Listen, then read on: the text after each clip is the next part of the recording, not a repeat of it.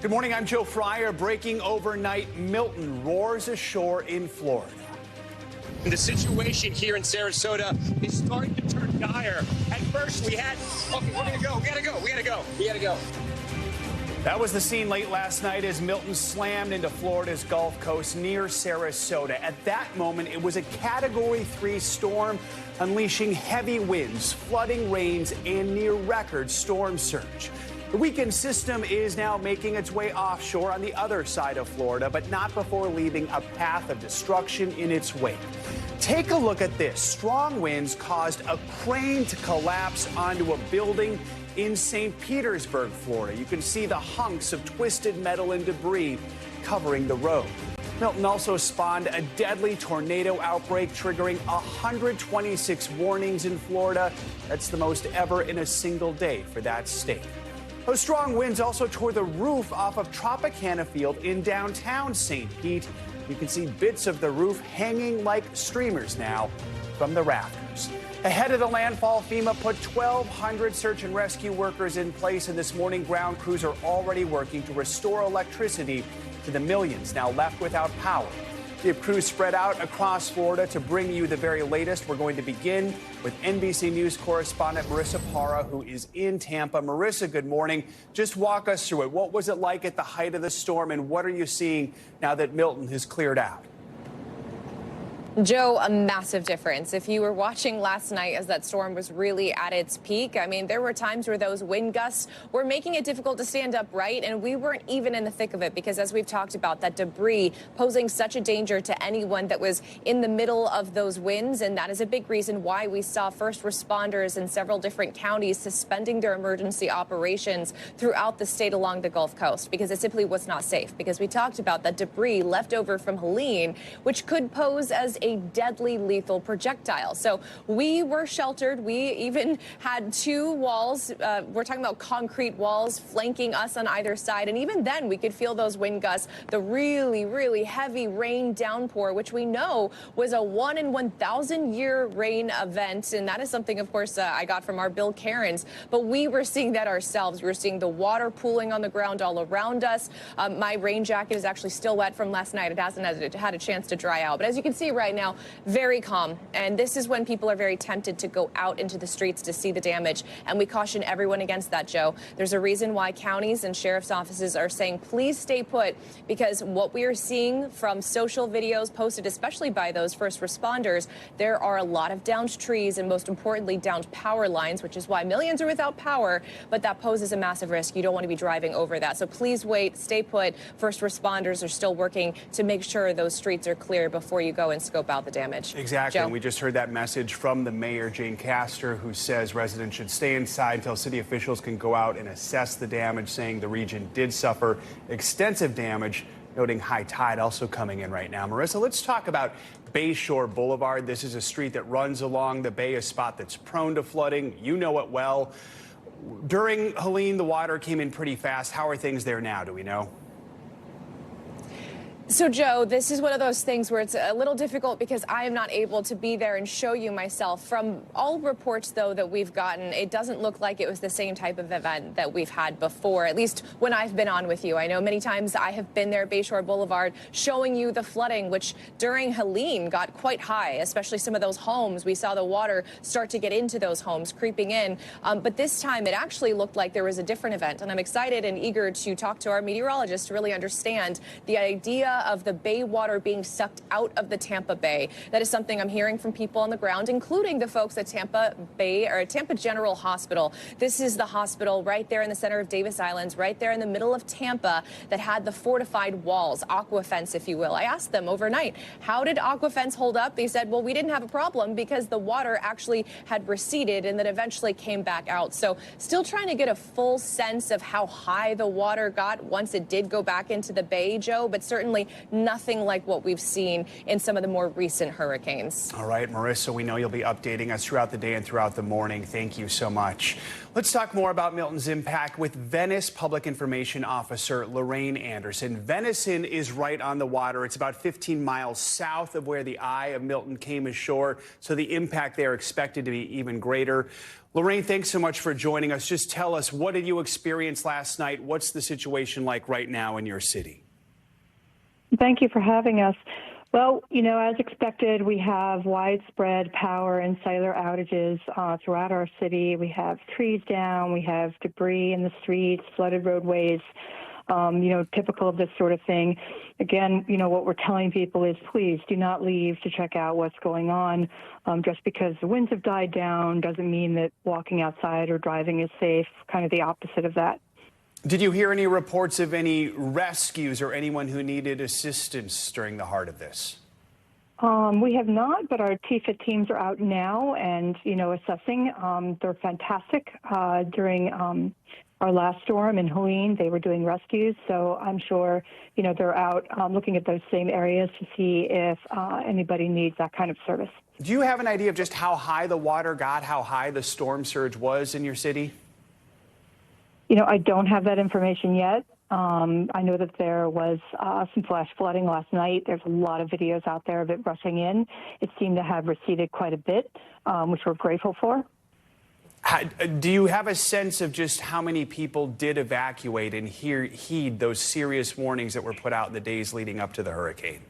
We're really grateful for our community that did evacuate. We were out last night kind of assessing, and the roads were pretty empty, and it didn't look like people were around, and that's excellent. So we're really appreciative for our community for heeding that call and evacuating when they were directed to do so. What is your main message to people this morning who are, as you mentioned, maybe going to be tempted to go out to scope out the damage? Maybe there's people who actually evacuated more inland and they want to come and see how's their house doing, how's their property. What would you say to those folks?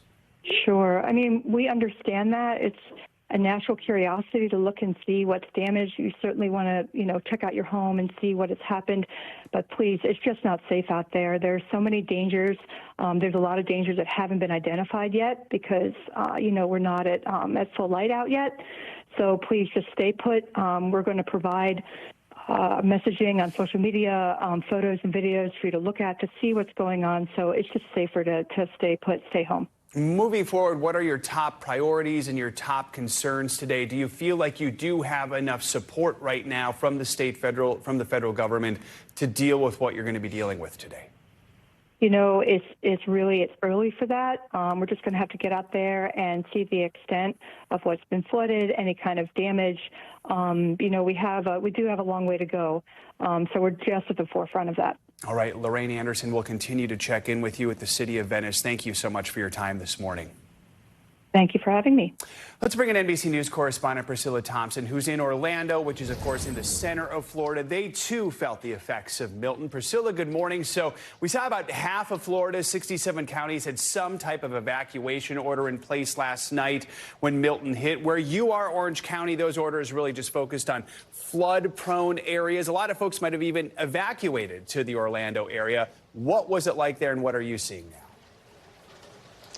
Yeah, Joe, and we did encounter some residents who came from St. Petersburg and some of those areas that were on the coast into Orlando. And it does appear that people heeded those warnings. There were 1,500 people in shelters throughout this area, and hotels were 75 to 90% full. We have to remember here, this is a tourism destination. You have Disney and Universal here. Both of those major theme parks closed early, and we know that there were some tourists who were hunkered down in hotels and things like that in that area. I will tell you, what we're seeing here right now is the rain has almost completely stopped. The wind gusts have stopped, but that was certainly not the case overnight when the rain was coming down heavy. We clocked wind gusts of up to 81 miles per hour out in Daytona Beach, about an hour from here. And we also know that there are some rescue crews who were out this morning in this county in the Winter Park Edgewater area actually doing high water rescues. And that was the real threat here, the flooding, that they were going to see potentially up to 14 inches of rain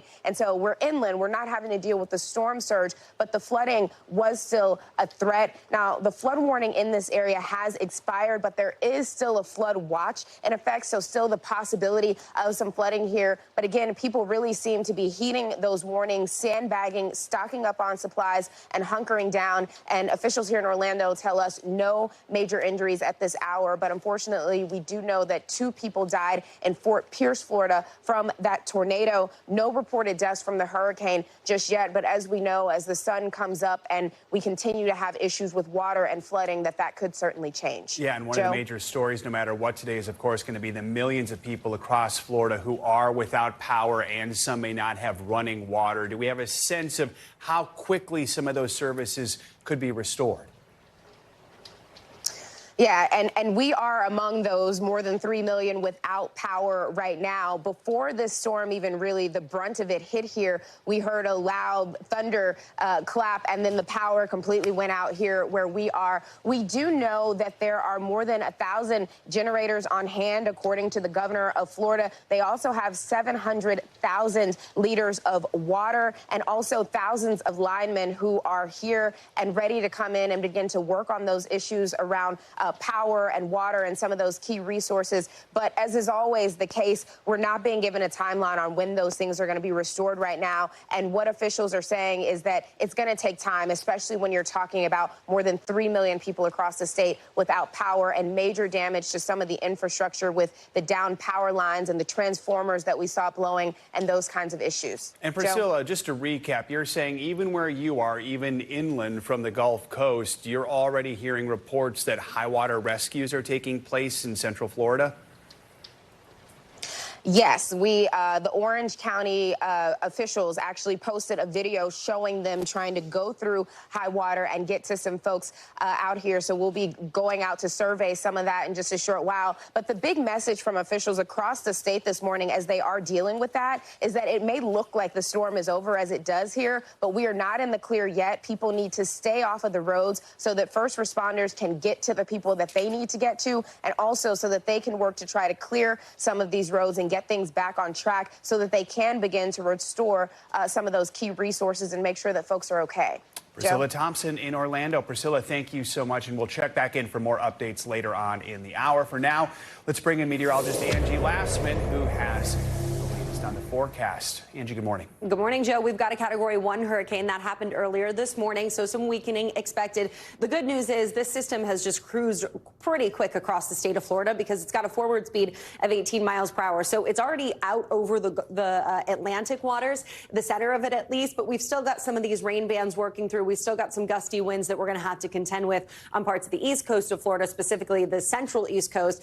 Daytona to Orlando, we're starting to see things wind down, but boy, you were sure dealing with some heavy rain earlier this morning, so there's likely still going to be some flood concern there for a little while longer. I-4 is starting to dry out as well. Still dealing with the rain from Oak Hill to Merritt Island across parts of the Space Coast and along I-95. But again, this is going to move out pretty quick, and we'll see some improvements when it comes to the rain chances as the morning goes on.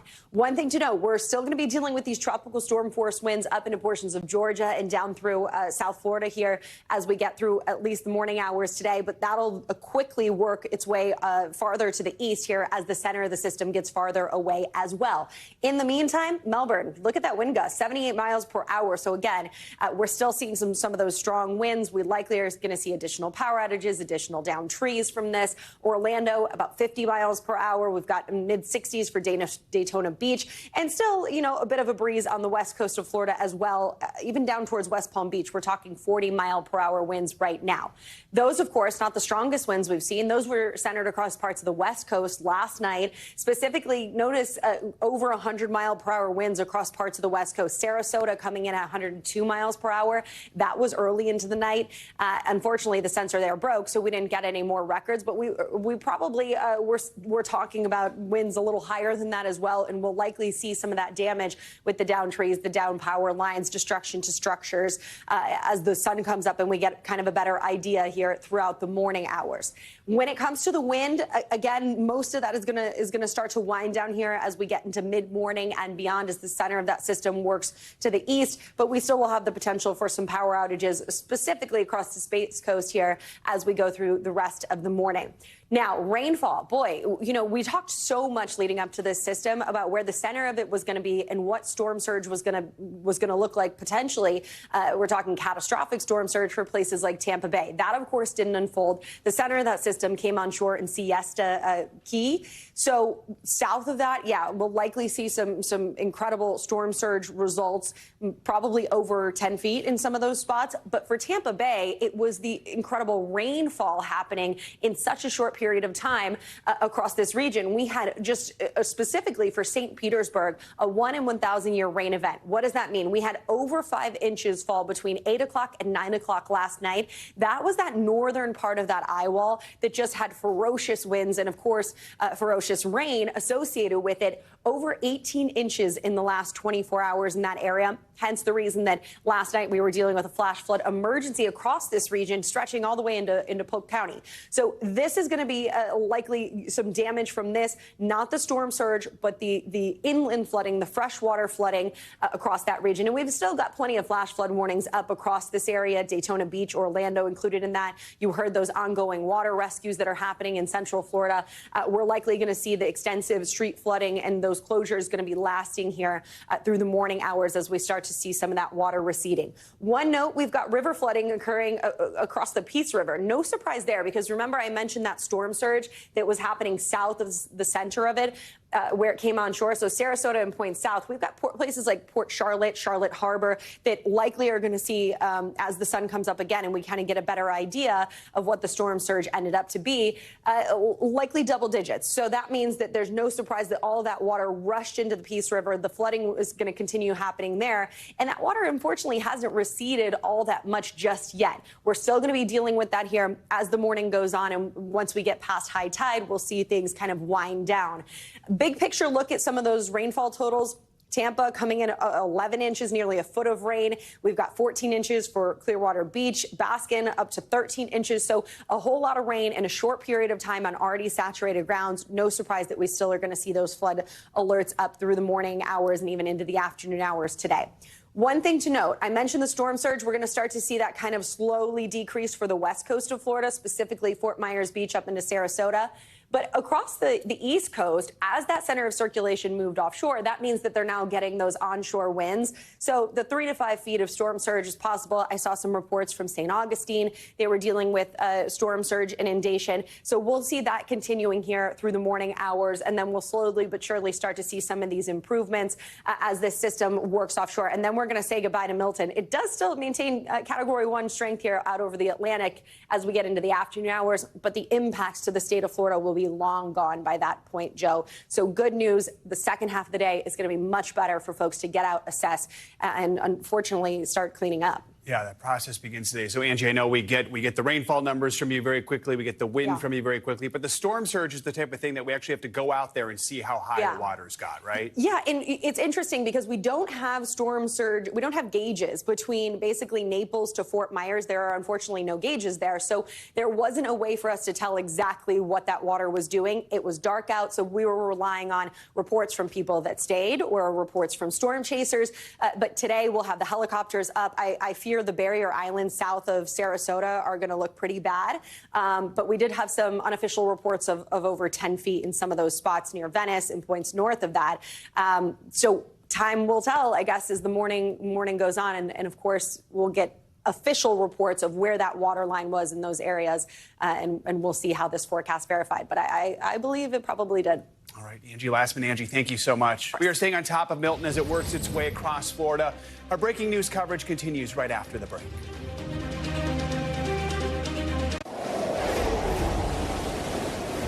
We're back with our top story this morning, Hurricane Milton. We're now going to bring you coverage from our affiliate in Tampa, WFLA, where the sun is just coming up and they're starting to get a sense of Milton's wrath. Let's listen in. Well, this morning we are hearing stories of heroism in the wake of Hurricane Milton. According to Tampa police, 15 people, including multiple kids, are safe after a tree fell on their house. So the officers were taking shelter a few miles away when this tree fell, and then they jumped into action to get everyone out.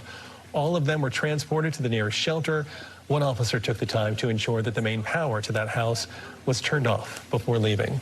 All right, Amanda Hawley joining us now with where Milton is currently. Yeah, so the center of the storm officially has exited the east coast of Florida. It is over the Atlantic right now. The storm looking a lot more ragged than it did yesterday. Obviously, the land kind of did some damage on it. The dry air is being sucked into the storm now as well. But that's a look at satellite and radar. Wanted to show you water vapor because we're starting to see the much drier air moving into our area. So this is that tropical moisture associated with Milton.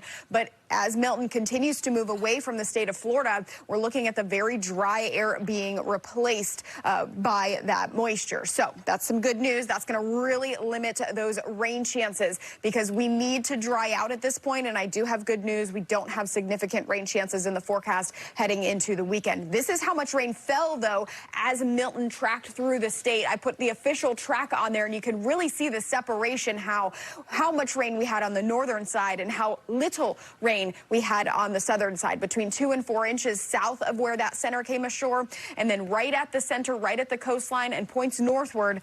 Yeah, upwards of 16 inches of rain in some spots. Southern Pinellas County, upwards of 15 inches there. Upwards of a foot of rain there in South Tampa being estimated by radar. And then near Polk City, Lakeland, upwards of 15 inches there in Polk County. So we really need to dry out at this point because we are talking about all of this rain now moving into our rivers. But the good news is max defender rate radar tracking that last band of rain starting to move out of the east coast of Florida. And we're really going to be drying out now, not anticipating much, if any, rain at all today. There are a couple of light spotty showers out in the Gulf, hoping that they're going to stay there, going to keep an eye on that, but really wouldn't add to too much more of that accumulation moving forward. Starting to see some light on the only camera that we have available to show you now. Official sunrise in Tampa at 7:28. So it's only going to get brighter from here, and we're only going to see more damage as the day goes on. But you've been hearing from our reporters just to stay home. We're going to try and show you as best as we can because it's just not safe to be out there. So speaking of how much rain that we got, those river levels are all expected to crest in moderate or major flood stage. A lot of these getting very close, if not breaking records. You can see all of the gauges across the area. The colors represent where they're expected to crest if they're not already in that moderate or major flood stage. So this is something we're going to be watching for over the next 48 hours. Most of the rivers likely cresting sometime on Friday morning. Specifically, though, looking at the Manatee. You've been watching coverage from our NBC affiliate in Tampa, WFLA. We will check in with our affiliates throughout the morning. You are watching Morning News Now. Our coverage of Milton continues right after the break.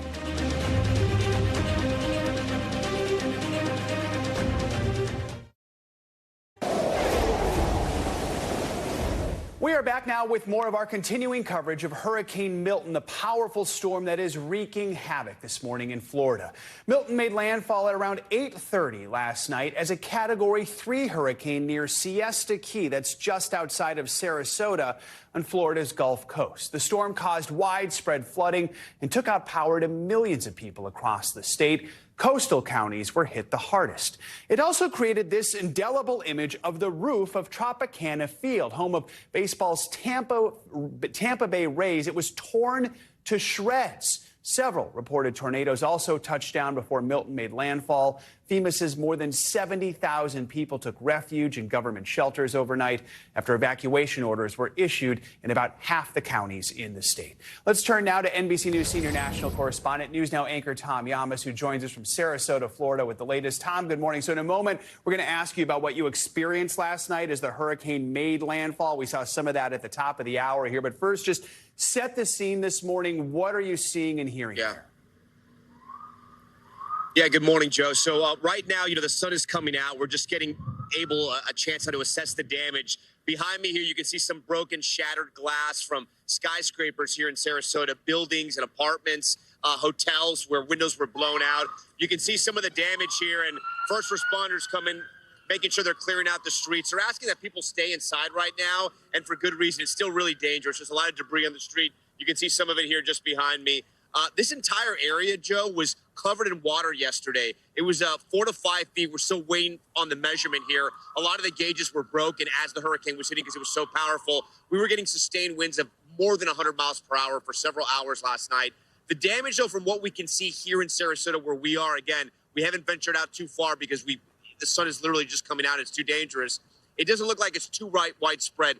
Most of the very bad damage from Hurricane Milton seems to have come from those tornadoes that hit in different parts of the state. But again, we're just getting started. The storm hit just south of us, so that storm surge could be pretty bad just south of us. And then also, the mayor of Tampa has just said they're worried about the rivers flooding at high tide, which started at 7 a.m. Eastern. So that's something else we're watching right now as well. Yeah, so much rain, a major concern. Tom, let's talk more about last night. You were reporting live on television, live here on News Now. You and your crew had to run for cover after what looked like a transformer blew. Let's watch a little of that, and we'll talk about it on the other side.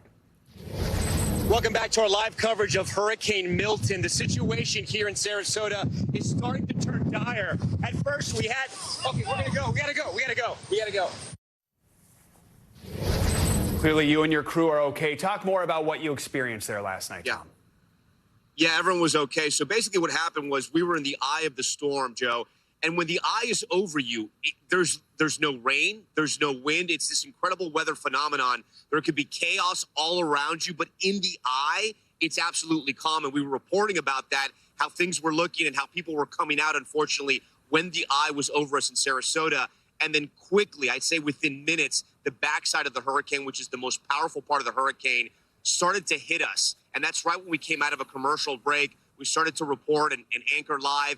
And that's when the transformer blew behind us. I couldn't tell. I saw a flash, but I wasn't sure if it was lightning or what it was. I could tell from the crew's reaction that it wasn't safe. We decided to move in. Luckily, we all got inside. It was fine. Nobody was hurt. And then we continued to broadcast from a safe concrete structure. You can actually see it behind us here. This white concrete structure, which is a garage, for about 4 to 5 hours after that, and it was fine. It held up.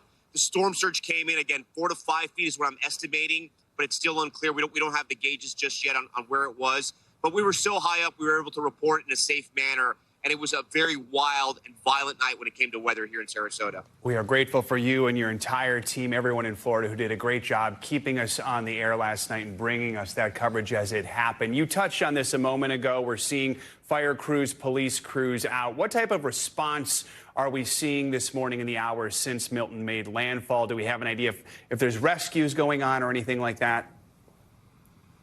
Yeah, so in different parts of the state, there were rescues ongoing. In Tampa, they had a major rescue where a tree fell on a home, and there was a family inside with children. They had to be pulled out. I think it was about 15 people. There was a lot of rescues ongoing overnight in places like St. Lucie County, where one of those tornadoes touched down. Multiple tornadoes, I should mention. They were trying to assess the damage as we were live on the air speaking with the sheriff of St. Lucie County. Those tornadoes took a lot of people by surprise. They were preparing for a hurricane. There's always that tornado threat there, but the amount of tornadoes that hit Florida was the most tornado threats this state has ever experienced, more than 100. You had several tornadoes touching down, and those tornadoes, in some cases, they are more powerful than hurricanes, and there's really no chance to escape once you're in the line of that tornado. That's the most damage, and unfortunately, where a lot of the fatalities are coming right now. Mayors across the state, Joe, are asking people to stay inside. Still too dangerous to come out. Yeah, those tornadoes are a destructive and deadly prelude to the hurricane. Tom, thank you so much for your reporting. Appreciate it. Continue to stay safe. Let's go to NBC meteorologist, Today Show co-host Dylan Dreyer. She's on the ground in Bradenton, Florida. That's about 18 miles north of Siesta Key, where Milton made landfall last night. Dylan, good to have you with us. You were there when Bradenton was hit. The city saw wind gusts of about 96 miles an hour. Describe what it was like riding out this storm. Yeah, Joe, I will say last night was a wild night. I mean, the power went out. I was looking out my window when I noticed the transformer burst. I mean, it was just like fireworks right outside my window, and then we lost power. Then the eye of the storm comes through, and we go outside, and we were in the eye of the storm for a moment there where it was totally calm, not the slightest breeze, not a drop of rain. The frogs were croaking once again. I mean, it was like the storm was gone. And then all of a sudden the backside of the storm comes through, which was expected. But the backside, the eye wall of the backside of the storm is where we saw those wind gusts up to 96 miles per hour. The airport, which is where we were staying right next to, reported a wind gust up to 102 miles per hour. And it was the north side of the building where I was staying, and the wind now had shifted to the north. I slept in the bathroom because I honestly thought that the windows were going to blow or the air conditioner unit was going to pop out of the wall. I mean, it was really scary when you think just how strong those winds were. And then we woke up to all the damage around here. I mean, we were in a concrete structure, but there are a lot of homes that were not built as well as that hotel was. And then we're just now starting to see the damage now that the sun is coming up, Joe. And sleeping in the bathroom, that's what a lot of experts say you should do in a situation like that. Let's talk more about some of the damage you're seeing. What is it like there this morning? Well, it's interesting to see now that the sun is coming up because it looks totally different than when we first got here. Yes, we saw some of the branches down and we saw some of the debris. But on this street here, I mean, keep in mind that it was just 13 days ago when Hurricane Helene came through here. That is the shortest amount of time between two major hurricanes hitting the state of Florida. So it's hard to tell what of this was debris that was picked up from Hurricane Helene and what is new damage. I mean, obviously the trees and the stuff that's blocking the roads, all new damage, but was it picked up by the storm surge that came through here because we're kind of in a low-lying area right along the coast, or was it caused by the wind damage on the backside of the storm? But either way, I mean, we're seeing just the tops of these palm trees sheared off because of the wind from last night, and then all of this debris that these poor folks have to clean up once again just 13 days after the last major hurricane passed through here. So we noticed a lot of power outages on the way over here. I mean, hardly any lights at all, maybe one street light we saw on the way over here. So the power outages obviously are going to be part of that whole cleanup process too, Joe. Dylan, I'm looking over your left shoulder. I can't quite tell. Is that a transformer that appears to be on the ground there? Right there, no. It looks like a water heater of some kind, but obviously a heavy object that was either most likely lifted by the floodwaters. Gotcha. Let's talk about the forecasting. I know it's early. We still don't know exactly how high the storm surge got in many areas, but we're seeing the rain measurements. We're seeing the wind measurements. Does it appear this storm was as bad as forecasters were predicting?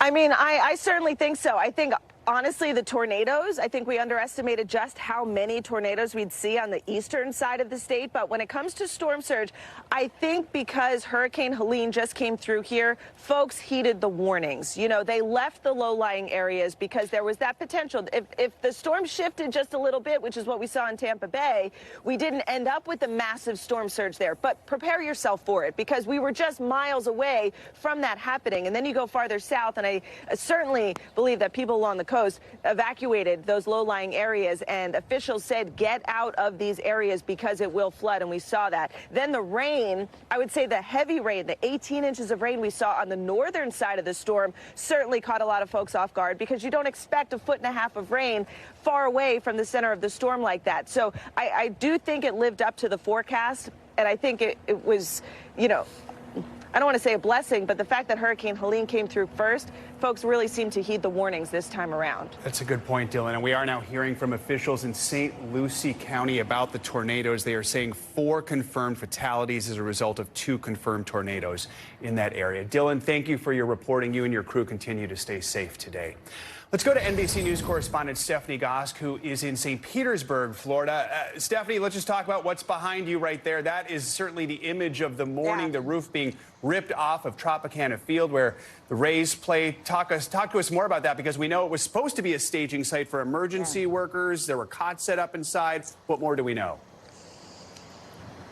Yeah, Joe, a Major League Baseball stadium that houses 25,000 no longer. We are told by the Tampa Bay Rays, or information from the team, that roof was supposed to sustain 115-mile-an-hour winds. Now, the top gust here in St. Petersburg, the confirmed top gust was 101. It hit around 10:30 at night, but obviously too fierce for this roof to stay in place. Now, what you're looking at, these sections of the roof were fiberglass covered in Teflon. And people who live in the area, some of them describing what they said was like a ripping sound. And you can imagine it was loud for them to be able to hear it. And that was the roof actually tearing off of this stadium. Now, just a few days ago, Governor Ron DeSantis said that this stadium was going to be used as a kind of base camp for both emergency workers as well as for those logistical teams that were in the area to help clear debris, both from Helene and the debris that would be created from Hurricane Milton. What we don't know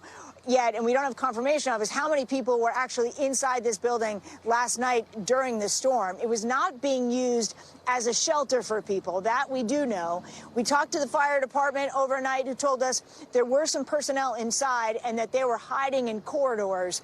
This morning, the Tampa Bay Rays PR team says that it was just essential people who were inside the building at the time and that everyone is safe and accounted for. But, you know, you have what was going to be a very large operation, Joe, run out of this stadium for 10,000 people, and now that's going to have to go someplace else. We've reached out to the governor's office to find out what their contingency plan may be, or if they even have one, and we have yet to hear back. But that is going to be an incredible logistical challenge. Not to mention the Tampa Bay Rays, who were supposed to rebuild this stadium in 2028, may have to do it a little bit earlier now. Yeah, no kidding, Stephanie. Now, before we sent you there to the stadium, you were with residents in the wider Tampa Bay area who decided to hunker down and ride out the storm. You were speaking with them, even though officials urged people to evacuate all week. Tell us more about what you learned, why they decided to stay, and how they're doing this morning.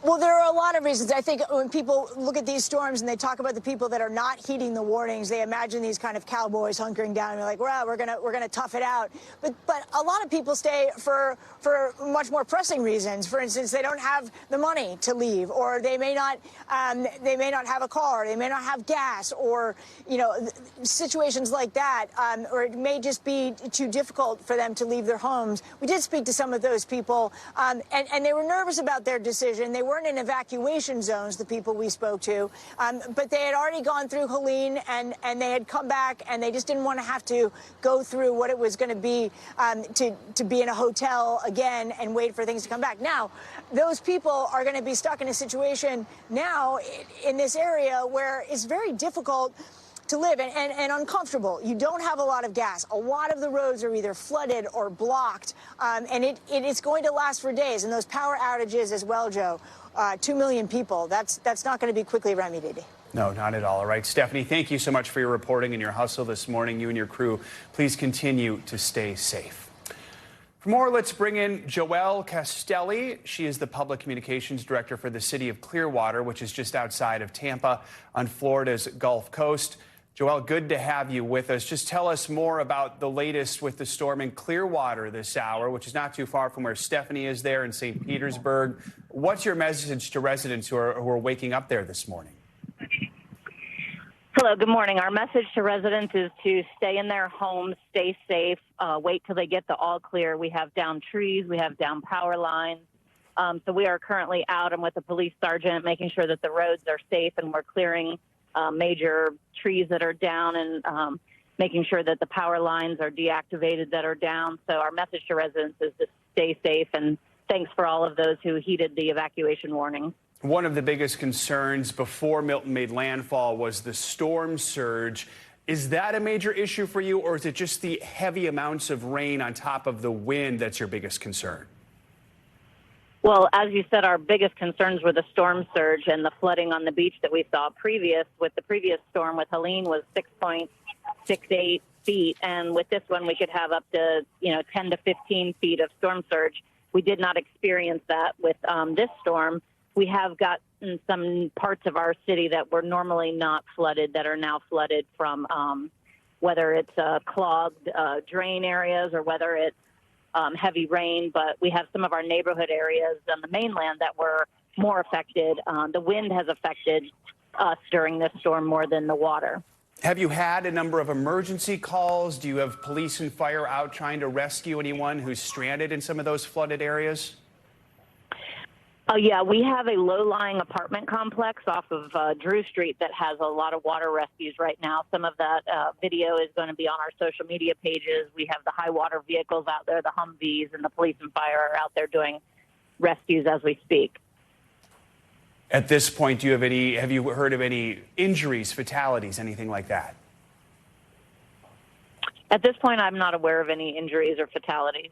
All right. I know Clearwater is going to be dealing with really the aftermath of two hurricanes now. Helene a couple weeks ago. Now you have Milton. Just what are the next few days going to look like for residents with recovery from not one, but two storms? Yeah, the main issue for residents is first getting out. They're going to want to know when they can leave. Second, it's going to be when is power restored, when are the bridges open back to the beach. Then they start to worry about debris and things getting picked up from their homes.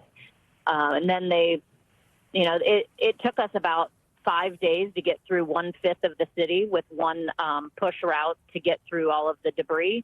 So it takes us about a month to get through the entire city picking up the debris. When it comes to the power, I know it's early. Do you have an idea of how quickly you hope to get power restored in the area?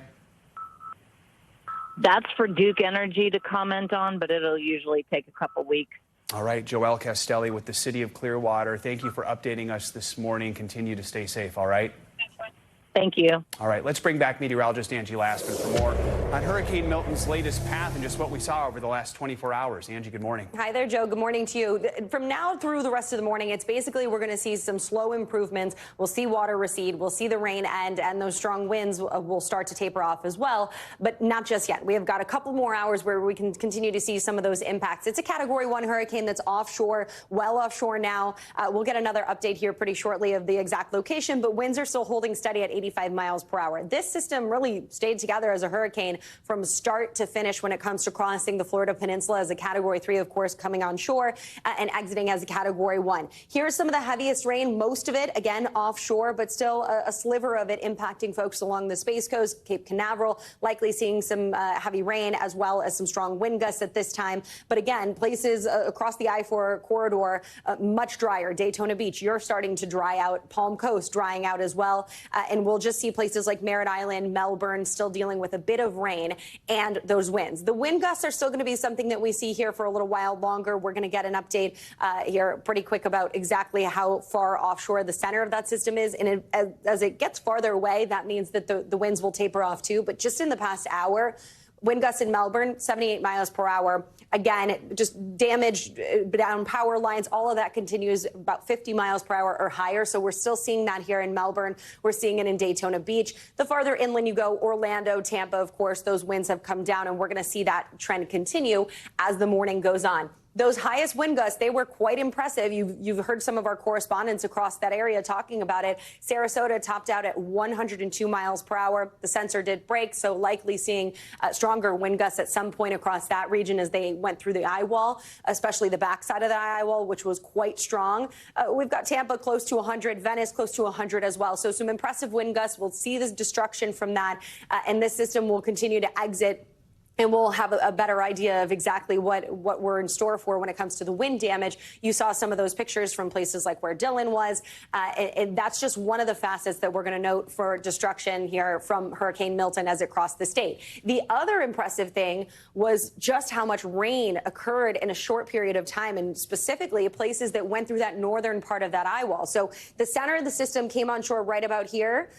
The northern part of the eye wall was draped across this region here for an extended period of time. And even in just 1 hour, we were talking about over 5 inches of rain from St. Petersburg. So this would be considered a 1 in 1,000 year rainfall event, especially considering picking up 18 inches of rain in a 24-hour period. I mean, that's just absurd. So the flash flooding was ongoing there. We've seen the flash flood emergency expire, but we still have flash flood warnings in place across places like Tampa, Spring Hill, Daytona Beach, Orlando. And that's because it's just simply going to take a little while for us to see some of that water to recede. We know it doesn't have a whole lot of places to go considering how saturated the grounds are. So we'll be watching that here through at least the morning hours and potentially into this afternoon. We've got some river flooding, places like the Peace River. No surprise with that storm surge rushing in south of where that center came on shore. The Peace River right at the mouth of Charlotte Harbor, and that means that all of that water, again, just looking for somewhere to go. So we're going to see the river flooding continue there.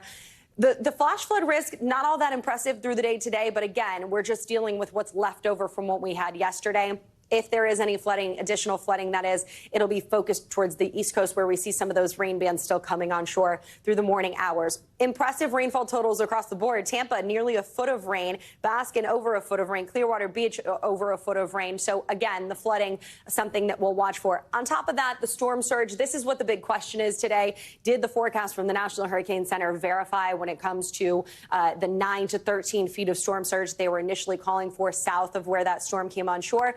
Probably, likely, we're still going to have to wait and see with daylight, of course, what that turns out to be, but we'll still take a little time to see those waters recede. That goes for parts of the East Coast as well, where we do have those onshore winds still ongoing as the system moves farther out into the Atlantic, Joe. So those will start to relax, and we'll start to see the storm surge inundation there kind of taper off as well. That goes for the West Coast, too. All right, Angie, thank you so much. Of course. Coming up, much more on the devastation left behind by Milton. First, after the break, though, we're going to get a few other headlines, including a sizable benefit bump that might be on the way for Americans on Social Security. But how much extra cash will end up in your pocket?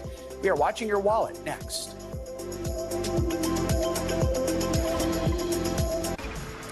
Welcome back. Let's get to some financial headlines, including some life-changing news that could be on the way for people on Social Security. CNBC's Silvana Henao has that and some other money news. Silvana, good morning. Hey, Joe, good morning to you. Yeah, so more than 70 million Social Security recipients will learn today how big a cost of living increase they'll add to their benefits next year. The COLA is determined by the September Consumer Price Index, which marks the end of the fiscal year. Now, analysts predict the increase will be about 2.5% for 2025. That's smaller than the previous 2 years, and that reflects easing inflation in this past year. Now, the average Social Security benefit is about $1,900 a month. AARP estimates a 2.5% COLA would raise that by roughly $50 a month. Tesla is unveiling its robotaxi prototype tonight. The event is being held at the Warner Brothers movie studio in Hollywood. Tesla has dubbed the event We Robot, which is likely a nod to the iRobot sci-fi series. Now, CEO Elon Musk may have a lot to prove as he's gone all in on robotaxis, even sacrificing a much-anticipated cheaper electric vehicle. Bloomberg reports the robotaxi is expected to have 2 front seats and doors that open upward like butterfly wings. And Amazon is testing adding automated mini warehouses to Whole Food stores. The less shoppers buy products from Amazon and its online grocery service, Amazon Fresh, while they browse the aisles, then pick up their order at checkout. Now, that would allow them to buy brands that aren't carried at Whole Foods. Amazon is hoping to grab grocery dollars away from rivals by helping customers get all their shopping done in a single trip, Joe. All right, Silvana, thank you so much. Got it. We are staying on top of breaking news from overnight after Hurricane Milton slammed onto Florida's Gulf Coast. Our team coverage continues right after the break.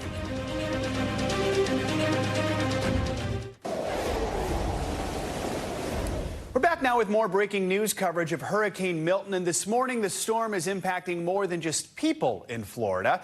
At Tampa Zoo, which is an evacuation zone less than 10 miles from shore, a small team of zookeepers hunkered down to ride out the storm with roughly 1,000 wild animals. And you can see them here loading up a skunk to be moved to a safer enclosure. That is dedication.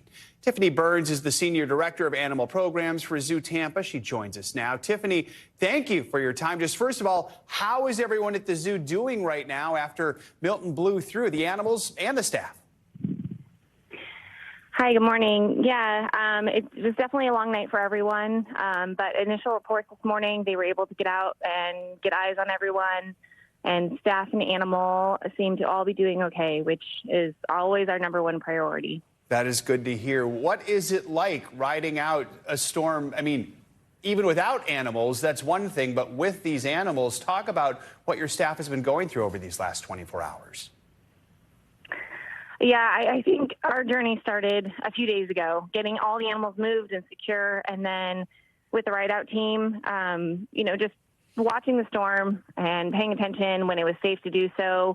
They could go and check on animals, but, it makes for a very long night and a very stressful night, but we are very thankful for the team that stayed, and we're very happy to hear that the animals are doing okay this morning. Flooding is a huge worry in the Tampa area right now. Several inches of rain have fallen. Power is out for hundreds of thousands around your county. I have to imagine that could be impacting facilities at the zoo. Is your team seeing any damage or dealing with these power outages? Yeah, the zoo has been without power, and there's definitely some initial damage that they're seeing as they're checking on animals. A full assessment hasn't been done just yet, but we definitely know that we have damage around the zoo as well. How hard is it to care for these animals when you don't have power? Well, luckily we do have some generators and some resources in that way, and I am extremely grateful that the weather is a little bit cooler this morning, which is a huge help for everyone, including the animals. But we'll get teams in as soon as we can, as soon as it's safe to do so, and give them whatever they need. I think some people might be wondering, are there certain animals that are even more challenging to prepare for when you're dealing with a major event like this? Yeah, they're all so very different. Even animals of the same species, they all have their own personalities. And so it all comes with challenges that we use our dedicated teams that have great relationships with them to help get them where they need to go. I would say that our giraffes always seem to be the most challenging, but we did get them safe and secure. That is good to hear. You know, the animals have their own personalities, so do the humans. Talk about why the members of your staff who decided to stay behind did that, to take that risk for these animals. It's up to the individuals. It's never something that we require, and it's 100% voluntary. My husband is one of them, so I can understand the risk firsthand. But it's, we do this job because we truly have a passion for these animals. We care about these animals so much, and the zoo does a really great job of ensuring the staff safety as well. So just as much of a priority as the animals, we make sure that the staff are going to have what they need if they're going to be there, and their safety is priority as well. It speaks volumes about their passion and their dedication. Tiffany Burns, thank you so much for joining us this morning. We appreciate it. Thank you. That is going to do it for this hour of Morning News Now. Stay with us. This breaking news continues right now.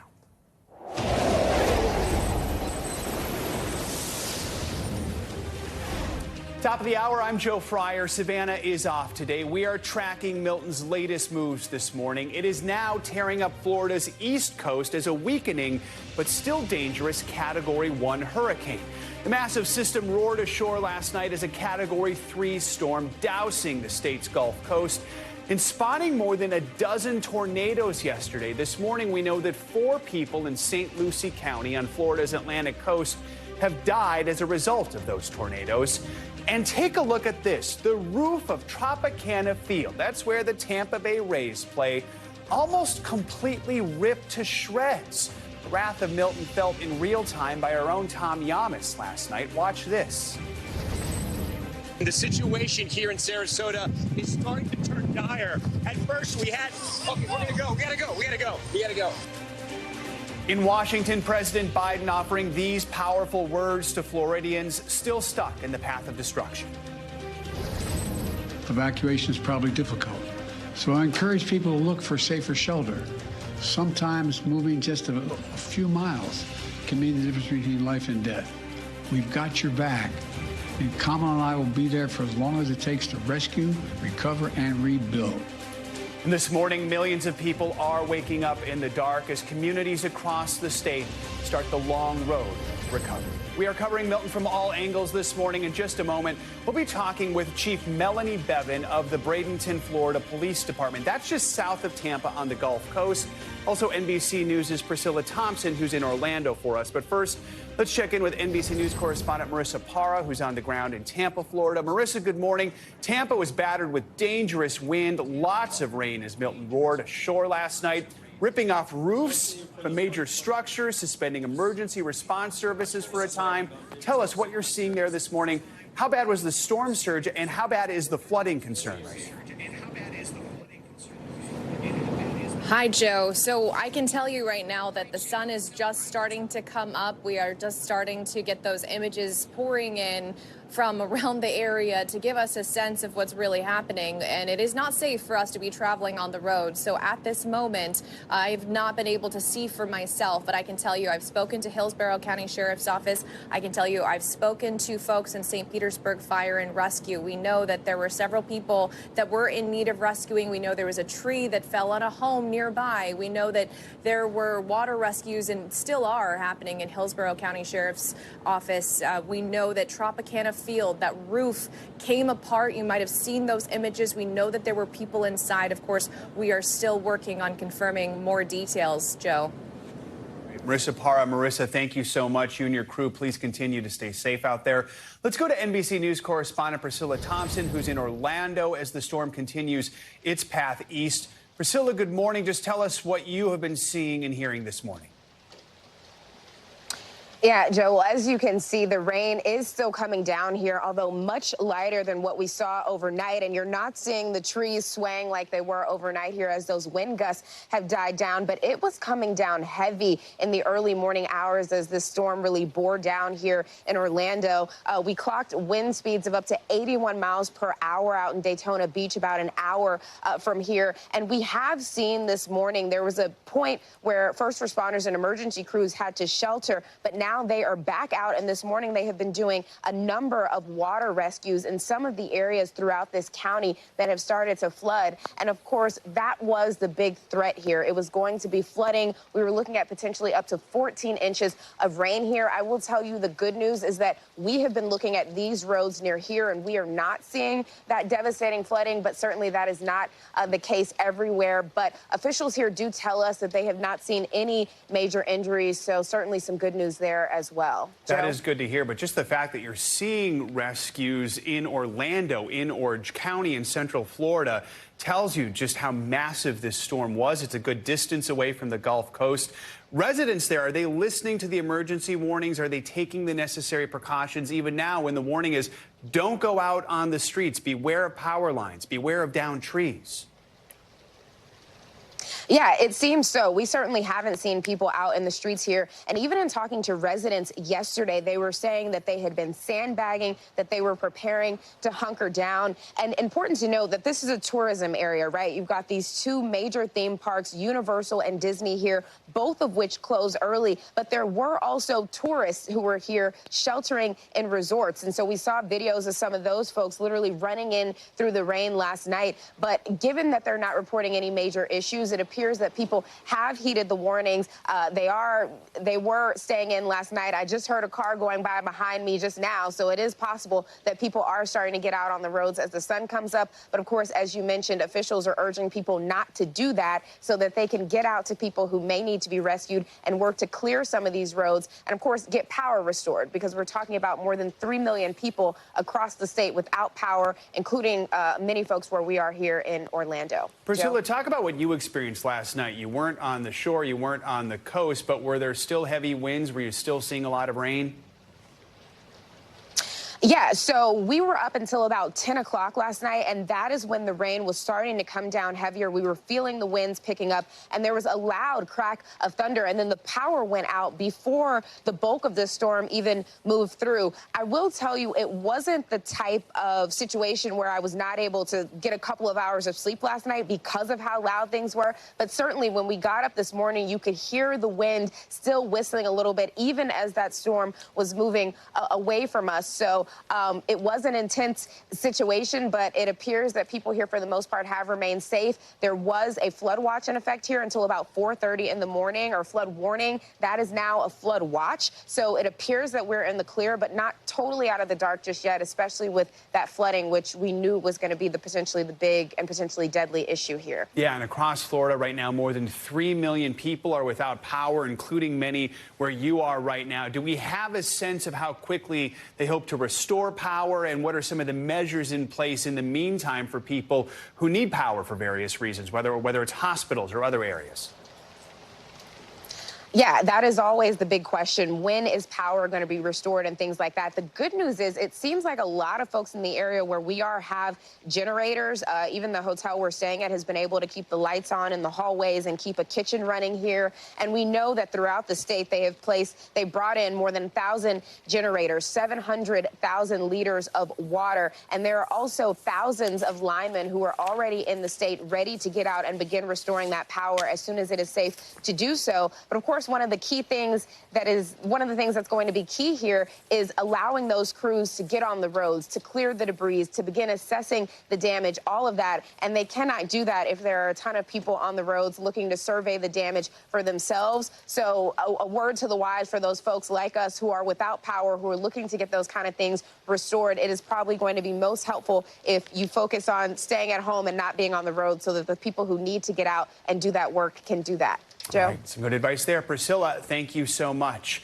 Bradenton, Florida is just south of Tampa. Police Chief Melanie Bevan joins us now with more on what her department is experiencing in the wake of Milton. I can see you are out and about right now. Tell me what you're seeing now that daylight has started to break in the area. Well, we actually started deploying officers when it was safe enough, when the winds dropped to about 40 miles an hour. Maybe around 2 a.m., they got out there with chainsaws and straps and chains and started trying to get some of these trees out of the road to make it passable for some of our other first responders, people needing help. And we did that because of what's happening behind me. All of our warnings to stay home, give us a chance to make our roadway safe. Nobody's listening to. Well, some people are, but not the folks behind me. My word is if y'all can just give us a day to at least get some basic roadways cleared, that'd be fantastic. Is the damage as bad as you feared?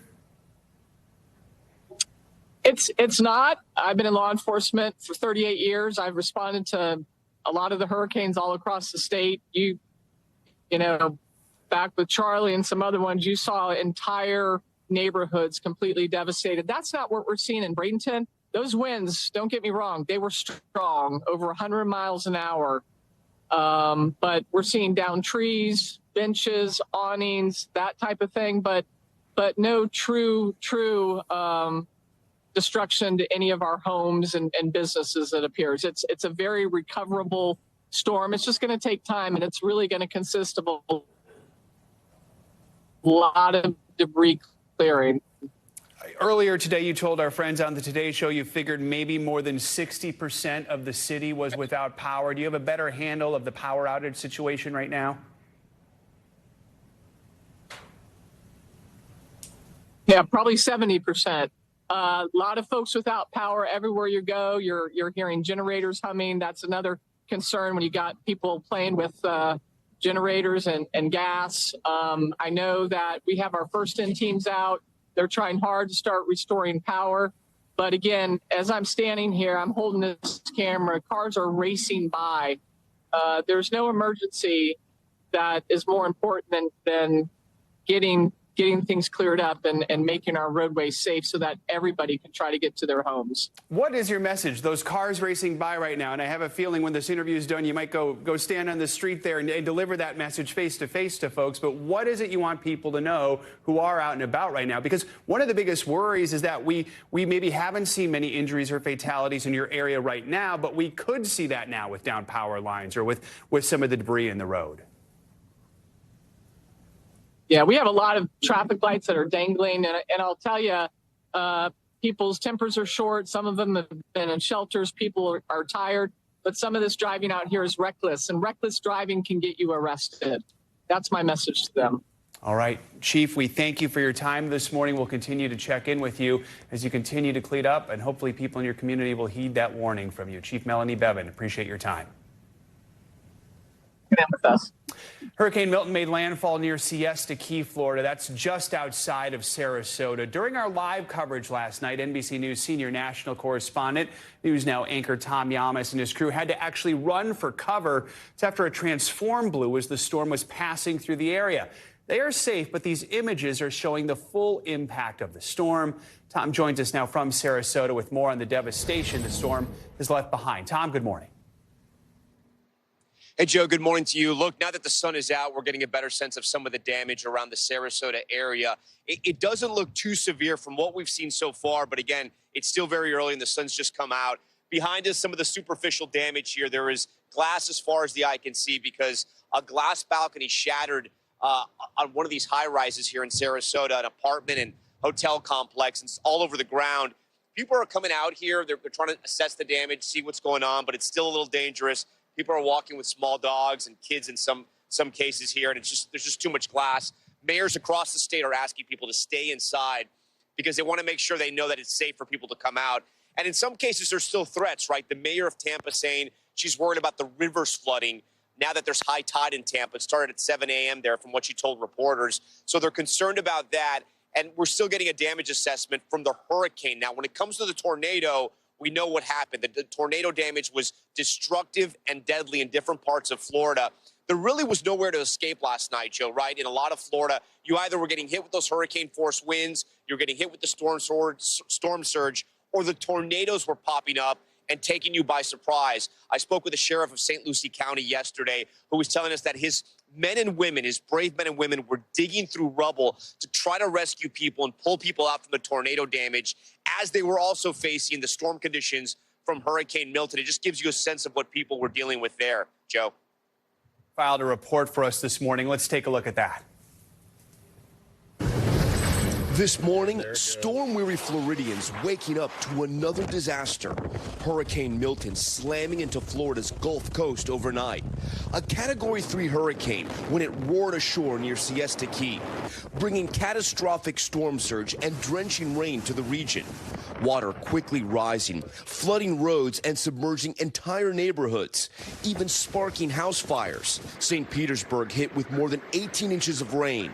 Intense wind topping 100 miles per hour, causing a dramatic scene at Tropicana Field, which was supposed to house first responders. Wind ripping through the stadium, chunks of the roof hanging off.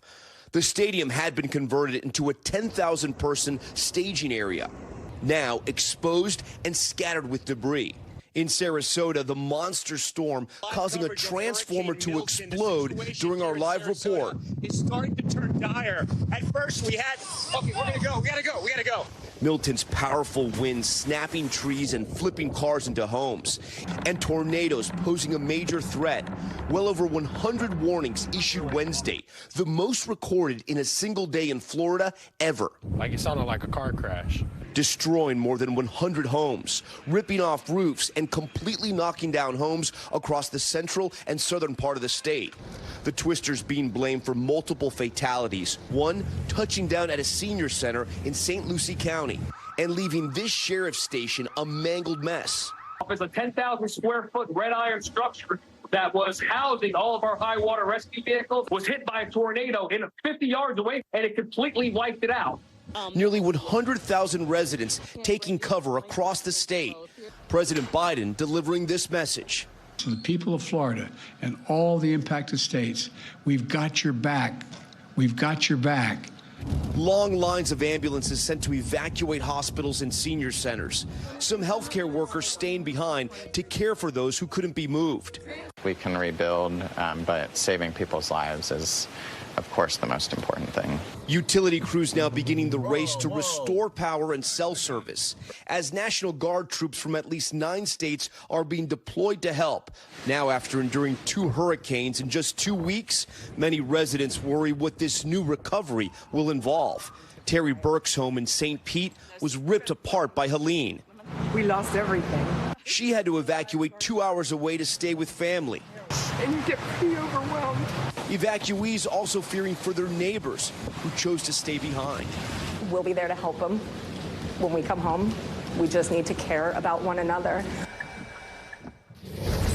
And Joe, there's still more than 3 million customers throughout the state of Florida without power right now, and it might be days, if not weeks, before they can get that power on in some communities because of the damage. But again, we're just getting the assessment now. We are already seeing rescue workers, first responders, line crews out and about, at least here in Sarasota, making sure people are okay. So that's always a good sign. I'm going to send it back to you. Yeah, the work begins. Tom, long night for you and your team. We thank you for all your hard work. Appreciate it. Let's check in with NBC meteorologist, Today Show co-host Dylan Dreyer, who's in Bradenton, Florida. Dylan, good morning. We just spoke with the police chief from Bradenton a few minutes ago. She said it wasn't as bad as she feared. I believe the word she used was recoverable. Still, lots of damage, lots of rain, lots of wind. Talk about how bad the storm was at the peak and just what you are seeing right now.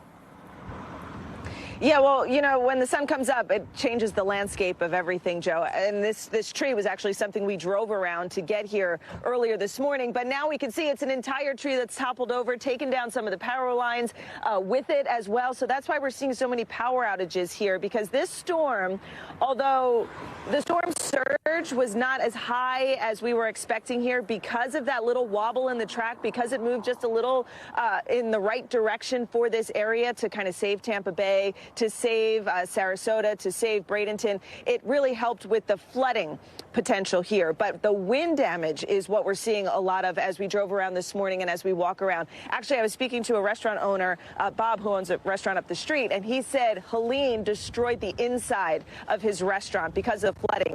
And he said Milton destroyed the outside because of the wind. So, you know, this certainly for this area seemed to be more of a wind situation with a lot of the damage we're seeing. And that's an important reminder. This area has seen 2 significant hurricanes in just the last 2 weeks. Dylan, describe what it was like being just on the ground in the middle of this hurricane when it made landfall late last night.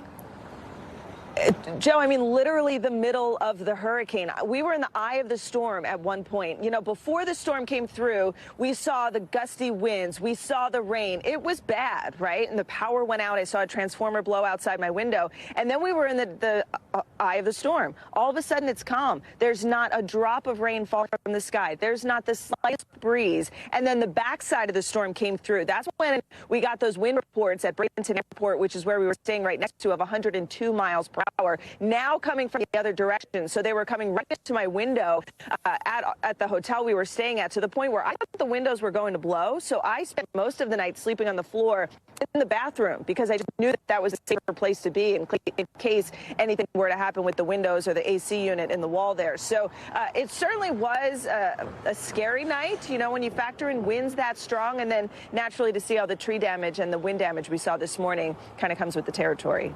We're still waiting to hear more reports of south of where you are and maybe whether the storm surge was higher there, whether we're going to see more reports of damage. But just from what you experienced where you are, Dylan, was this hurricane as bad as it was predicted to be? I think the storm is in you know, several different facets here, because not only are we on the heels of Hurricane Helene, I mean, it was only 13 days between 2 landfalling major hurricanes in Florida. You've got debris because of that hurricane that was now being tossed around in the winds of this hurricane. So we also had about 18 inches of rainfall in St. Pete. So you had your urban flooding because of that. And I would say the only thing for this area that saved us so that we weren't dealing with the wind and the flooding was the fact that it took that wobble and it pushed the storm surge a little farther to the south. We don't have a lot of reporting stations to see just how high the storm surge got in those areas south of us down to Fort Myers. So it'll be interesting to see what the reports come back with today from folks on the ground to see just how high that water got. But I think we touched on all the different facets of this storm, even underestimating the tornado threat across eastern Florida would end up being deadly. Exactly. We know of at least 4 fatalities in St. Lucie County there. So even though the brunt of the storm is past, we know the National Hurricane Center is warning there could still be dangerous conditions throughout today. What could still be the biggest threat to people now and in the coming hours?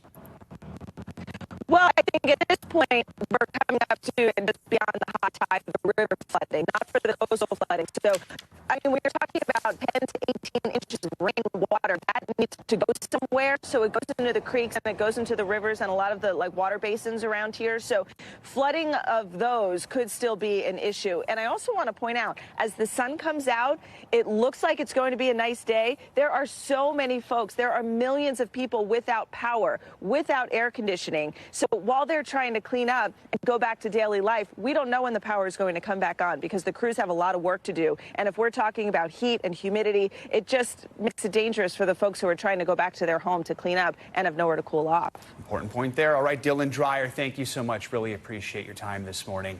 Back here in the studio, meteorologist Angie Lastman's tracking Milton's latest forecast for us all morning long. What's the latest, Angie? Hi there, Joe. Let's talk about how historic this system has been. We're starting to see the forecast kind of wind down with impacts, but boy, we are likely going to see this name be retired here when it's all said and done after we get those surveys out and kind of get an idea of exactly what kind of damage and fatalities are coming along with this storm. You heard Dylan mention it was only 13 days between Helene and Milton. That is the shortest time span on record between two major landfalling hurricanes for the state of Florida. And that is not the only kind of stat that we're tallying up this morning. The 10th major landfall to make 10th major hurricane rather to make landfall in the past 8 years in the United States. Just impressive to say the least. We've got 5 U.S. landfalls this season. That puts us in the top 2 of the most on record, and the third landfalling hurricane for Florida just this year, just this season. So it just shows you how active it is. We of course have climate change as a big influence. We've got the potential for endless fuel when it comes to those extremely warm waters across the Gulf of Mexico that of course can be related to climate change. We've got the chance for stronger rainfall events with more moisture being held in the atmosphere, and we've even got the potential to see more of these tropical tornadoes spinning up. That's some new research that has recently been done that those will become more frequent in these tropical events with those tornadoes, which we of course saw play out for the east coast of Florida yesterday with the most tornado warnings issued in one day in history for the state of Florida. So just impressive all around when it comes to impacts. I caution people to say that it wasn't as bad as we expected, and when you have multiple fatalities when it comes to tornadoes, you have incredible flooding that occurred across the Tampa Bay area because of freshwater flooding, and then we will still wait and see. You heard Dylan mention the storm surge and how it shaped up for points south of where that landfall was. Right now, still a Category 1 hurricane. This is eventually going to become extratropical. It doesn't matter for us, really. We're still going to start to see things winding down. It's going to work its way offshore even more. It's moving at a pretty good clip of 18 miles per hour, so that'll be out of the picture here before you know it. And we're already seeing improvements across a good chunk of this region. It's really just the Space Coast, Cape Canaveral, and points inland towards Orlando where we're still seeing some additional rain. But all the heavy stuff is offshore, and it's going to keep moving that way. If you live in Merritt Island down to Melbourne and out towards Orlando, still some rain in the picture. But again, you're going to see some quieter conditions here shaping up for you. When it comes to the winds, those are going to calm down as well. But notice we're still talking 58-mile-per-hour wind gusts in the last hour for Daytona Beach. We've got over 40-mile-per-hour wind gusts for Melbourne, Orlando, just about in those low 30s for Okeechobee as well. And that stretches down into parts of South Florida, too. Those numbers will continue to decrease. But we could still see a couple more, additions to the power outages with anything over 50 miles per hour, especially focused across the Space Coast. Really impressive wind gusts yesterday, specifically on the West Coast into those overnight hours, over 100 miles per hour for St. Petersburg, Sarasota, Egmont Channel. No surprise there. They were in that kind of northern eye wall. So they had the strongest wind and, by the way, some of the strongest rain happening with just incredible rainfall rates of 2, 3, 4, even 5 inches per hour across the same spots. So it was no surprise that we've seen the flooding alerts up for parts of the East Coast stretching down to the West Coast, Joe. This is going to be something that, will take a little while to recede, especially with over 5 inches of rain falling in a short period of time for St. Petersburg and more than 18 inches across the day in total. So 8 million people still at risk for this flooding. This number has decreased. That's good news. We also have seen storm surge predictions come down. It's just parts of the West Coast, just a sliver of where we were expecting the worst of it to be around 1 to 3 feet over the next few hours. That'll go for parts of the East Coast as well as that system continues to pull away. So there is some good news. The forecast shows some improvement, but of course it's the damage that now we'll see. Exactly. All right, Angie, thank you so much. We're going to be following Milton's path of destruction throughout the morning. After the break, we're going to focus on how the federal government is working to help those Floridians who need it most, even with some dangerous claims of misinformation making the rounds. That's next. Stay with us.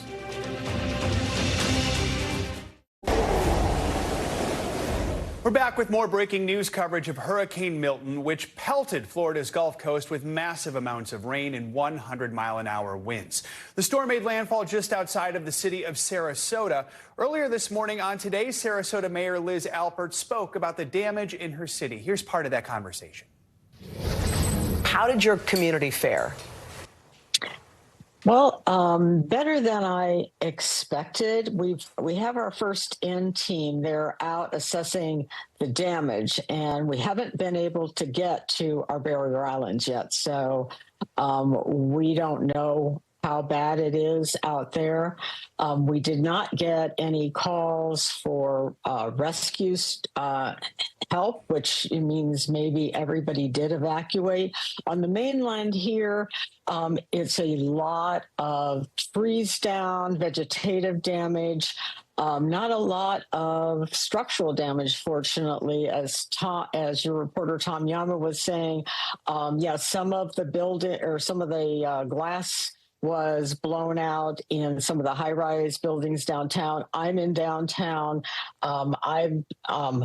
We're working on generator in my building. We lost power. There are no street lights.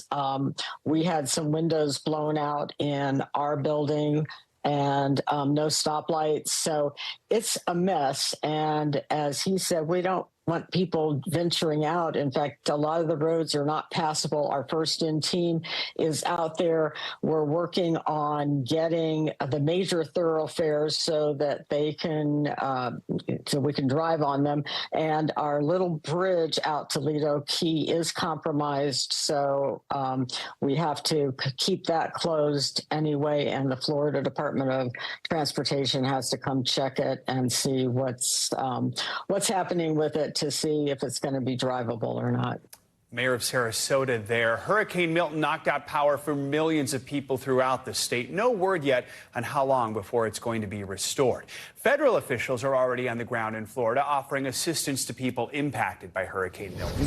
NBC News Chief White House correspondent Peter Alexander joins us now from Washington. Peter, good morning. So talk more about this federal response so far and some of the help that's being provided. Yeah, Joe, overnight after Milton made landfall, we know President Biden was briefed by his Homeland Security team, the FEMA administrator. Among those, she's on the ground in Florida. The president, we're told, is going to keep getting updates. Today, the White House said that more than 8,000 federal workers were positioned across the southeast, including in Florida, to respond to this monster storm. FEMA also notably well-stocked with supplies. These numbers are staggering. 20 million meals, 40 million liters of water that they're all set to distribute immediately. Power outages, as you said, a major concern. Hundreds of power linemen and their trucks staged in the region, ready to deploy as soon as possible. And search and rescue crews, too, from across the country. We've seen pictures from as far away as Utah and beyond, landing in nearby states to rush in as needed as the storm clears. So, Peter, I mean, there have been some concerns about FEMA's capacity to handle this disaster on top of the others we've seen recently, including Helene, especially when it comes to staffing. What are we hearing there? Yeah, that's right. Overnight, FEMA insists that they have the resources that they need to respond to both Helene right now and Milton. The administrator just yesterday saying that we are ready, and the former administrator, Craig Fugate, downplayed fears that FEMA is not up for this daunting task, saying the agency is built to manage multiple disasters. Still, not everyone is as confident. A federal watchdog group here, the GAO, has focused on FEMA's staffing levels. A director there this week saying they're running on a razor's edge right now, that they are low on people. The GAO warned it could have a real effect on morale. The agency lists roughly 27,000 staff members in its latest briefing document, but not all of them would typically be deployed to disasters. Still, only 1,200 workers are listed as available right now, Joe. And Peter, we have to talk about this misinformation that's been spreading around the federal response, not just to this disaster, but Hurricane Helene a couple of weeks ago. I know the Biden administration's been responding strongly to that. What more can you tell us? Yeah, it is a real concern, candidly, because this is information that survivors, those people who are hurt here, need to receive. The president speaking out, describing this, condemning the misinformation as un-American. A lot of it has come from former President Trump and his allies, falsely claiming, among other things, that FEMA is only giving survivors about $750 each, when in fact that is an emergency direct payment until they can determine whether those people are eligible for a lot more money. This has also notably forced some Republican lawmakers, Joe, to publicly push back. Take North Carolina. Chuck Edwards, his district was devastated by Hurricane Helene. He has tried to debunk some of the misinformation spreading on social media, saying that the tropical storm was, among other things, not geoengineered by the government. He added, "We have seen a level of support that is unmatched by most any other disaster nationwide." Joe. All right, Peter Alexander at the White House. Peter, thank you so much. And our breaking news coverage continues after the break. Stay with us. This is Morning News Now.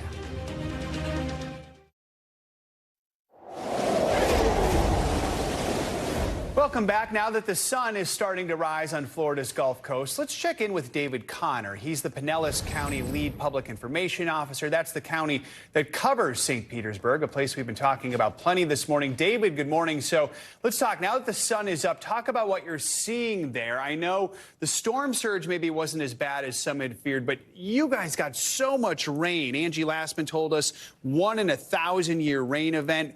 5 inches between 8 and 9 p.m. last night, more than 18 inches in the last 24 hours. Talk about some of your biggest concerns and what you're seeing. Yeah, good morning, Joe. It's definitely a fine line between not as bad as we thought it would be and still very bad.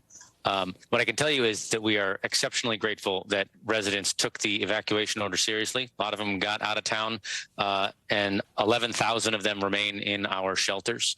Our road clearance crews and utilities and power restoration crews are hitting the road this morning as the sun rises to try to get life back to normal. But the county is still closed. All the major access points into the county are closed, and we are advising residents to stay at home because the roads are still pretty unsafe, and we have those clearance and restoration operations ongoing. Does flooding remain a major concern right now? There are still multiple areas of flooding around the county. We do have search and rescue operations and water rescue operations ongoing. So that is still a threat, which is one of the other reasons we're asking people to stay home. Let's talk about Tropicana Field. That's where the Tampa Bay Rays play in St. Petersburg. We reported the roof was shredded there overnight. How much of a concern is that going to be when it comes to cleanup efforts? We know like 10,000 workers are supposed to be stationed there. Yeah, it's still too early to tell on the exact impacts of losing that as a staging area. It was a state staging area that they had been using for debris clearance prior to the storm. What I can tell you is we have a great diverse team. We have federal, state, local, county, and municipal governments and agencies working together in here, and we're always working on plans B, C, and D. So we will work around that problem. When you saw that image this morning, what went through your mind? The first thing that went through my mind was that I was happy that there were not too many people in there. The state mission to that field had pulled back their staff, probably because they knew about the vulnerability in there. And in a storm like this, in any emergency situation, our first priority, above all, is making sure people are safe and minimizing the loss of life. And that's good to hear that people are safe after what happened there. So much of Pinellas County under mandatory evacuation because so much of it is close to the water. We know not everyone left. For those who are still in town, still in the county, what's your advice to them? Well, we know about 75% of energy customers in Pinellas County don't have power right now. And in addition to just telling them, stay home, don't go out on the roads, what we're encouraging people to do is go to disaster.pinellas.gov. You can do it on your cell phone. It's mobile responsive. That's going to have all the information you need to stay safe and connect to recovery resources as this goes on. All right. David Connor, thank you so much for your time this morning. We appreciate it. Thank you. This morning, we're hearing from some of the people who hunkered down and rode out Hurricane Milton in Florida. That includes Dr. Megan Martin. She is an emergency physician at Johns Hopkins All Children's Hospital in St. Petersburg. Dr. Martin actually slept at the hospital last night with her kids after her house was damaged a couple weeks ago by Helene. She posted this video on Instagram showing how they prepared to spend the night. Take a look. Get ready with me to be locked in the hospital for the duration of Hurricane Milton. This is where my kids chose to sleep. Do not come at me. They wanted to sleep in these spots. Well, it's not ideal. We will be totally fine for the next couple of days until we get tagged out by the recovery team. But until then, we're just hoping everyone stays safe out there. Dr. Martin joins me now from the phone from St. Petersburg. Don't worry, we're not coming for you. We just want to see how you're doing this morning, doctor, and how are your kids? My kids are great. I dropped them off at the kids zone. They were very excited to spend the day with their friends playing games and having basically unlimited screen time. We are doing A-OK here. We are safe. We are well fed. We still have power and water, and we are sheltering well. Is the power because of a generator, or did you just not lose power? We were on generator overnight, but I think we are back up on regular power, and I see street lights on and stuff. So I think that we are back on regular power now. What did you see and hear, and how did your kids react to what you saw and heard when the hurricane hit late last night? It was pretty wild watching the storm. We went up to the 10th floor and were able to just watch the wind coming in and the rain. We could see the trop from there, all of the trees that were blowing around and the branches. You know, my little kids really don't understand the gravity of it. They think it's kind of an adventure. And my big kids know that we're in a safe place. And so I think they feel comfortable just keeping an eye on things. But, you know, this was a big storm, watching it come in and watching, you know, all of the effects and then hearing all of the things that are happening around our city is pretty wild. Tell us more about what made you feel like the hospital was the safest place to go, not just for you, but with also your family. You know, I generally don't shelter with my family at the hospital. I usually have them leave, but with circumstances following Helene, we just didn't really have a good place for them to go that I felt would be safer than having them here at the hospital with me. The hospital is well prepared. We've taken, you know, notes from other disasters that have happened in the past, and we've really made it the safest that we could make it for these storms. Tell us what you experienced with Helene a couple of weeks ago and how that compares with what you experienced last night. Yeah.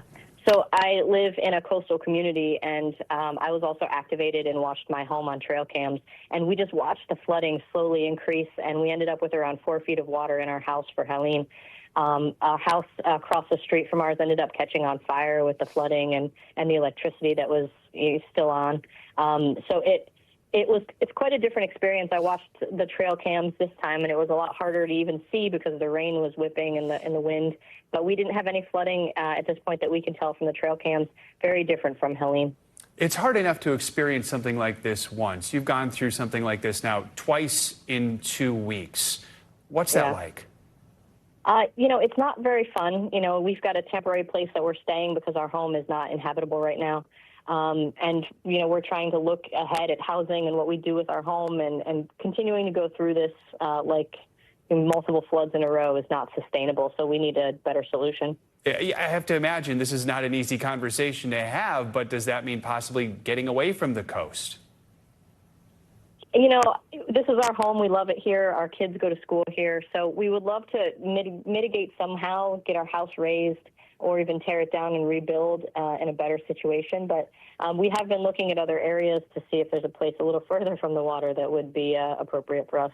I should ask you, you're at a hospital. Did you get a lot of calls in last night, a lot of people who were injured from this storm, or has it been pretty normal?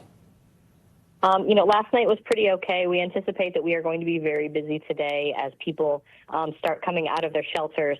There's going to be a lot of people that probably normally would have come last night or yesterday, but the weather was too bad and will come today, a little bit sicker than they would have been yesterday.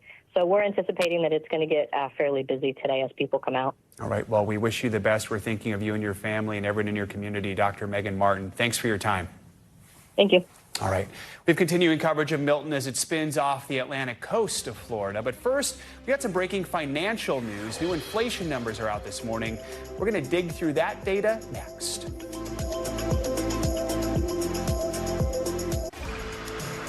Welcome back. We've got a lot of new economic data to get to this morning. CNBC's Silvana Henao joins us now to break down the numbers. Silvana, good morning. Joe, good morning. All right, so we are just getting a few new views on the U.S. economy. All right, let's start with jobless claims. The number of Americans filing for unemployment benefits last week jumped to their highest level in a year. It's a possible sign of softness in the labor market. Now, the Labor Department reporting that applications for jobless claims jumped to 258,000 for the week of October 3rd. That's the most since August 2023 and well above the 229,000 that analysts were expecting. Now we turn to the latest snapshot on inflation, consumer prices. So the Consumer Price Index, that's a broad gauge measuring the cost of goods and services across the U.S. economy, increased 0.2% for the month, putting the annual inflation rate at 2.4%. Both readings were 0.1 percentage point above consensus. Excluding food and energy, core prices increased 0.3% on the month, putting the annual rate at 3.3%. Both core readings were also 0.1 percentage points above forecast. All right, and Nintendo is making an alarm clock to wake you up with sounds from Super Mario and The Legend of Zelda. The device is called Alarmo, and it responds to your movements, meaning you can snooze it with a hand gesture or turn it off by getting out of bed. It also has sleep tracking features, such as showing how much you toss and turn. The clock costs $99.99 and will be available early next year, although Nintendo says Switch Online subscribers can buy it right now, Joe. That would totally wake me up, Super Mario. The sounds, yeah. Yeah, right. All right, Savannah, thank you so much. Appreciate it. You got it. Now for what's making headlines around the world this morning, starting with a new warning from Israel amid fears of a wider war in the Middle East. NBC News International correspondent Claudio Lavanga joins us from Rome with that and some other world news. Claudio, good morning. Good morning, Joe. That's right. On Wednesday, the Israeli Defense Minister Yoav Gallant warned, or rather threatened, that Israel's retaliation for Iran's attack last week will be lethal and surprising. Now, during a speech to troops, Gallant said Iran will not understand what happened and how, but they will see the results, adding that whoever strikes Israel will be harmed and pay a price. The warning, or rather the threat, by Israel's defense minister comes as Prime Minister Netanyahu and President Biden held their first call in 7 weeks. A White House press secretary said the call included discussions on how Israel will respond to Iran's attack. Let's go to Taiwan now, where President William Lai vowed to resist claims by China over the island.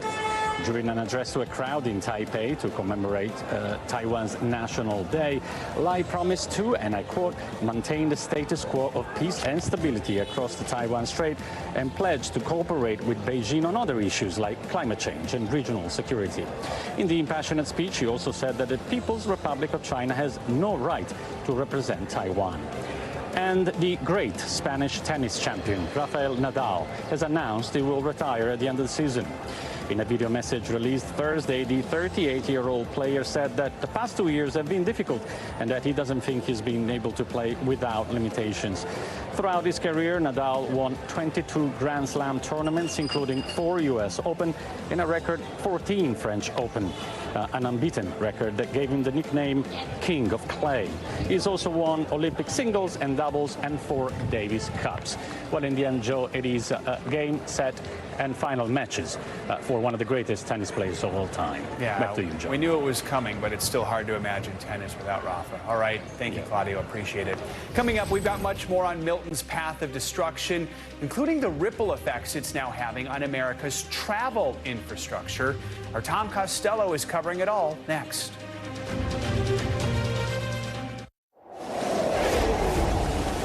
We're back now with the latest on Hurricane Milton's impact. A number of airports in Florida were shut down as the storm moved in, with delays and cancellations impacting passengers all across the country.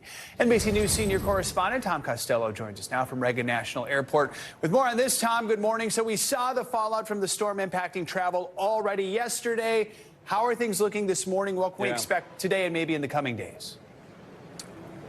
Well, as you know, Florida airspace is very busy and very compact because of the coast and because of the space activity on the Space Coast. So as a result, that really complicates matters. Here's where we stand right now on total U.S. flight cancellations and delays. We count 2,200 cancellations at the moment nationwide, about 400 delays. These numbers are going to grow throughout the day. It's the ripple effect, as you suggested. Closed airports, here's the list right now. Tampa, no surprise there. St. Pete, Sarasota, Orlando is also closed. Daytona, Melbourne, Palm Beach, and Fort Myers. Those are the closed airports at the moment. A couple of other smaller airports in Florida. And so we'll see how long it takes for them to open up, Joe. But they're going to have to do a damage assessment on every runway. They want to check out the tower. They're going to want to check out the terminal before they go through the process of opening up. Probably at least 24 hours and maybe longer, depending on the airport. We talk about the domino effect. Obviously, the airports that are closed are impacted, but are we also starting to see other impacts around the country, maybe specific airports that are most impacted? Yeah, we are. And this is also complicated because we have Yom Kippur. And so a lot of people who want to be traveling are going to be affected today. So beyond those closed airports, the other affected airports at this hour, really no surprise. Atlanta is affected, the busiest airport in the country. Miami on the flight aware misery map, also showing Miami. Charlotte, BWI, Baltimore. We've also got Philadelphia, Fort Lauderdale, no surprise there, Newark, and LaGuardia. So as we highlight each city, you can see that those are the most affected routes in and out of those cities. Again, on this very busy, what would be normally a kind of a busy travel period for people traveling for the Jewish holiday, complicated even further by the storm and then the recovery efforts. I think you're looking probably until at least through the weekend before we start to really smooth out from this entire effect. Keeping in mind how many folks are planning to travel because of the holiday, what's just the best advice for people who are wondering if their flight's going to be delayed, even if they're not going to or from Florida? Yeah. What are the things people should be keeping tabs on? You know, always check on your app. And I got to say, you know, the app is the best way right now to do anything. You don't need to call the airline. Stay updated on the app for that particular airline. And then be proactive. If your flight is canceled and they've rebooked you on another flight, go in. If that doesn't work for you, if you want to try to make it a different flight, go in and rebook yourself. It's much faster than waiting on hold for an airline operator. You can be very proactive and you can do it yourself and usually get what you want. All right. And you have to keep in mind, too, that even if you're not flying to or from Florida, it doesn't mean you're not going to be impacted at this point, right? That's exactly right. And, of course, we're talking about some very busy airports, right? So Miami is a very busy airport. Atlanta, New York, and Washington, D.C. airports, if they're slowed down because of what's happening in Florida, then that flight may miss the connection on to someplace in the Midwest or beyond. And that's why this ripple effect is always a factor, whether we're talking about a hurricane or a snowstorm. All right, Tom Costello. Tom, thank you so much. That is going to do it for this hour of Morning News Now. Stick with us. The news continues right now.